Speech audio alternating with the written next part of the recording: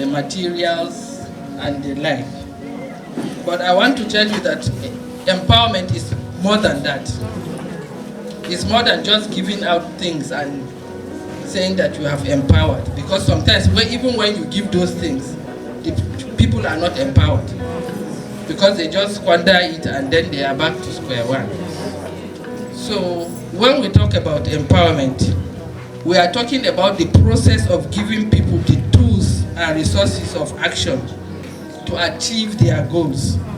We are also referring to the degree of self-determination and autonomy that people have, which allows them to act on their own authority and to represent their own interests, thus becoming stronger and more confident, especially in controlling one's life and claiming one's right. So we can see that empowerment is not just about giving. I will quote Maya Angelou. She said, "You may not control all the events that happen to you, but you can decide not to be reduced by them." So when you are talking about empowerment, you are talking about helping people to achieve goals, to be confident, to be self-reliant in whatever it is that they are doing. So how do NGOs assist? I want to be very brief, please. I'm not presenting a paper, I'm only talking to us. Women NGOs, how do you empower other women? And how do you empower our society? I just feel that there are so many aspects where you can empower. It could be economic empowerment, it could be education, it could be social, it could be supporting women in crisis, and it could be mentoring. So whatever aspect you take to empower, if you want to empower women economically, you don't just give them talking money or something, but you have to be sure that that money that you give to them is going to be reproduced and it is going to be useful to them. If you give somebody 100,000 and the person is hungry, you are not doing anything. But if you really want to empower that person, make sure the person understands business first. Make sure he or she knows how to reproduce that 100,000 to be something. So I will suggest, if you are giving the 100,000, make sure if the person doesn't have dawa or gero in his house, please give him gero and dawa before you give the 100,000, and then teach him how to use that 100,000 and how financial management, savings, and all that. Then you are empowering the person.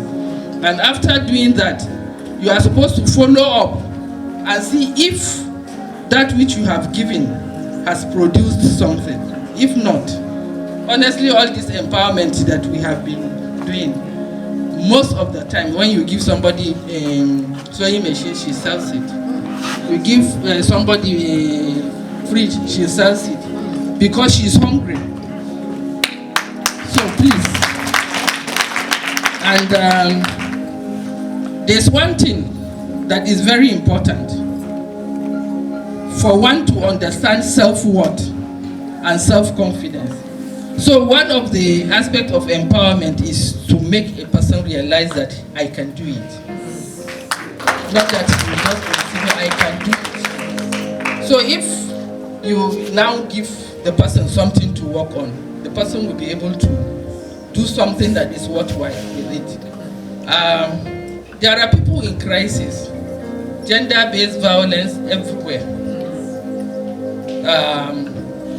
When I say gender-based violence, I'm not thinking that it's only women that are being violated. Even men are being violated.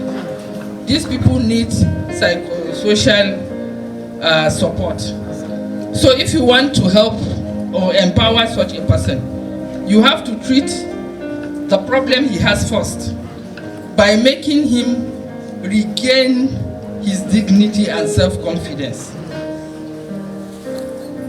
You don't just give, okay, if I give him, no, it will not work. But he has to regain his confidence and self-esteem. Then if he has any physical wound, you have to treat him. Then you have to make him feel loved and cared for. Then you can now go to the point of saying, okay, let me give him something to have. Okay, sorry, I'm a social worker, so I'm talking from the social welfare angle of it. So I don't want to bore us with so much, but I feel that this little that I've said should be able to go a long way. NGOs every day are doing empowerment, but it should be very meaningful empowerment, not just empowerment for the sake of it. We have a lot of widows who are in really stress. Some of them are depressed. First of all, address the depression and the stress before, then teach her how to manage whatever business it is that she wants to do and how to save. Then follow up, and then you are making something meaningful out of her life. I hope this has given us some thought.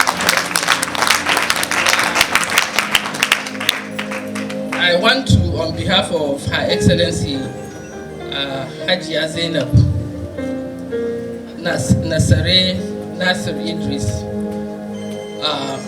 appreciate. She really appreciates the fact that she is invited to this very, very important occasion. But she is sending her apologies because she is not even out of the country. She's not around.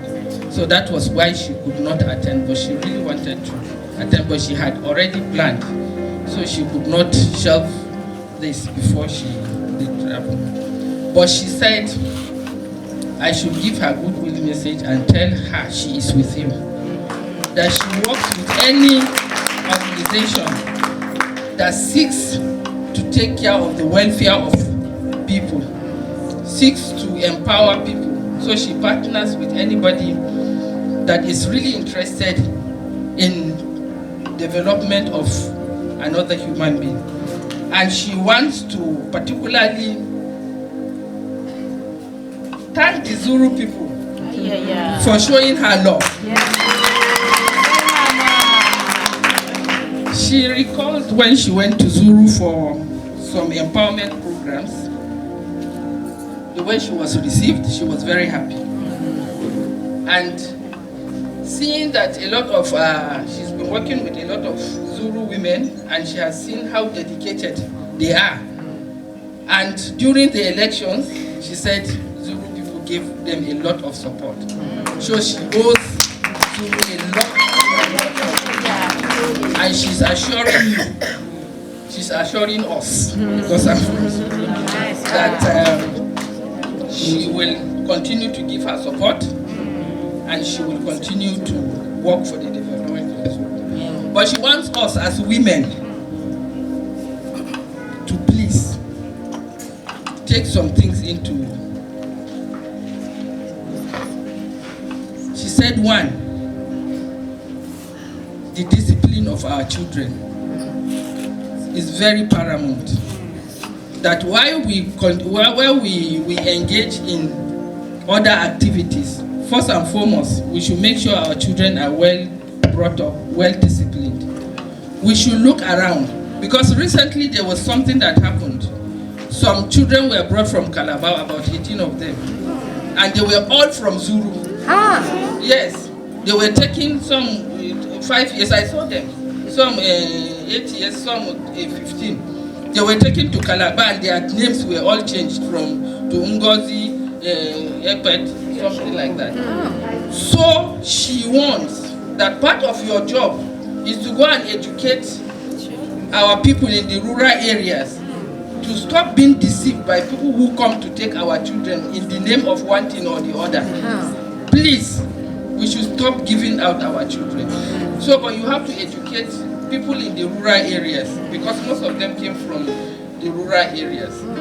Secondly, this issue of gender-based violence, that we have to educate our sons and daughters on how to protect themselves in the event of any attack by anybody.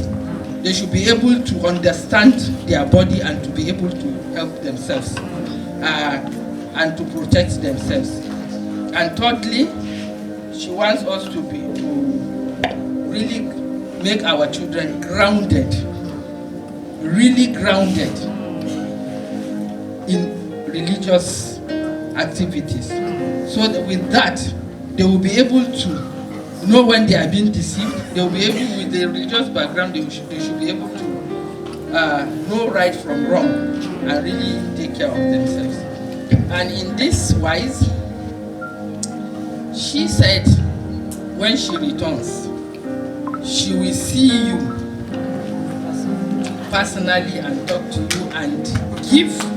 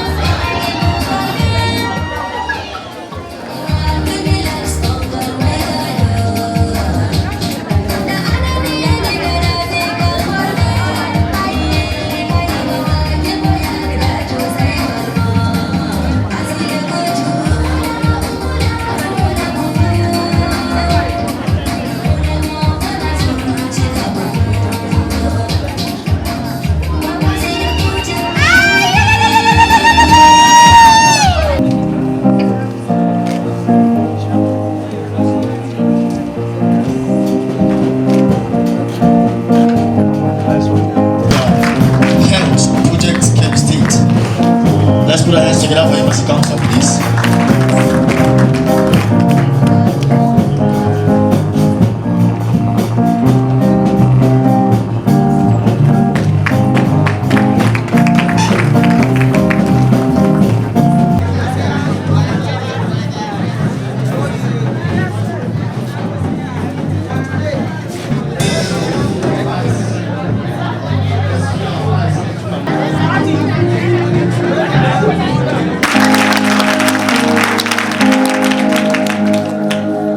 Mr. Chairman, my elders, ladies and gentlemen, what we have seen here today is a demonstration of what God has made of the Zulu woman.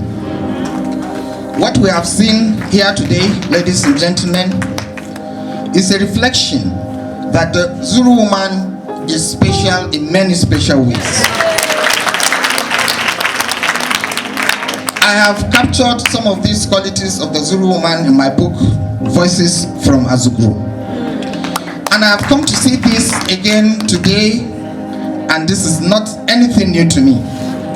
The Zulu woman is organized, the Zulu woman is resilient, the Zulu woman is beautiful, the Zulu woman is courageous,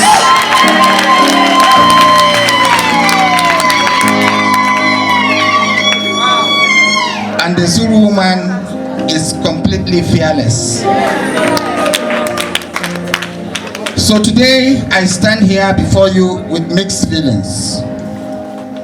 As a man from Zulu, I am ashamed that we men are not organized as our women. We men are not as caring to each other like our women are doing. We men lack the love which our women folk have for themselves.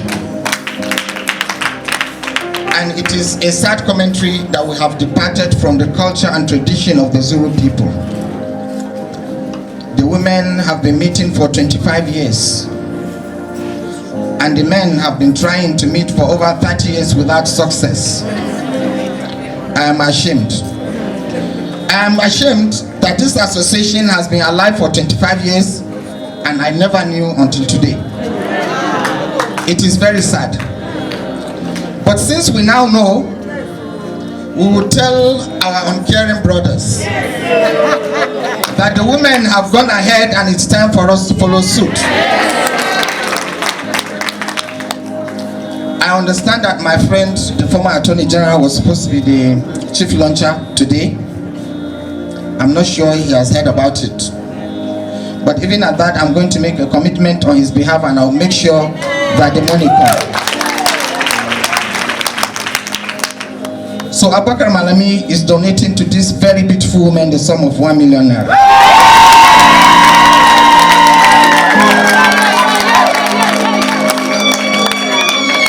And I will bring that money. I tried to contact the chairman of the 4 local governments in our emirate. I was only able to confer with 2 of them. And so I'm announcing a commitment of 200,000 naira from Fokai and 200,000 naira from Zulu local government.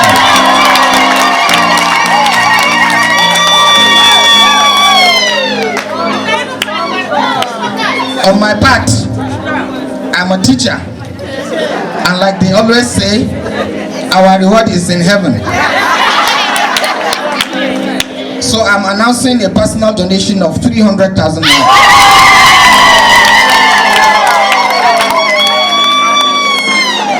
And then on behalf of my mother, younger brother to my own mother, Haji Zainab Hassan Baba, I'm giving a donation of 100,000 naira.